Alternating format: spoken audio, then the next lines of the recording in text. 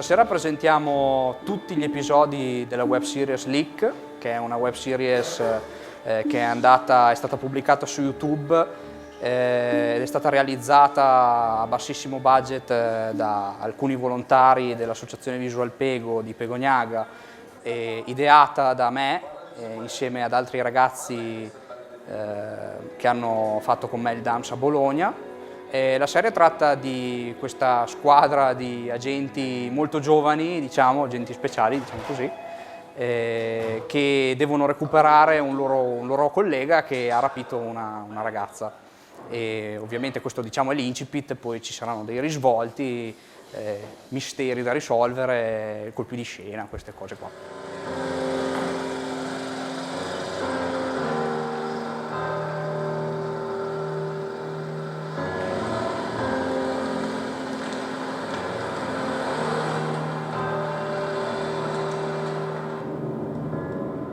Quando Alessandro mi ha contattato per fare la serie, ecco, mi è subito interessato.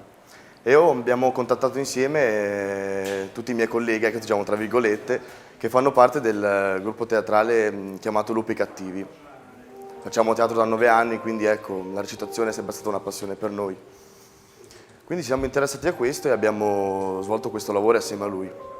Io interpreto Carl, che ecco, è la figura del rapitore, e la ragazza che viene rapita è Giulia Telia. In tutto sono 6 episodi e Leak è stato girato soprattutto qua a Pegognaga, ma anche in Mantova, Moglia, ecco, comunque paesi limitrofi a Pegognaga. Quel furgone avrebbe potuto salvarci tutti! Hai rovinato la missione che avrebbe potuto garantire la nostra sopravvivenza! Noi come Visual Pego abbiamo contribuito alla realizzazione di questa web series, diciamo, dando il nostro materiale tecnico, diciamo, in prestito ad Alessandro per la realizzazione di questa web series.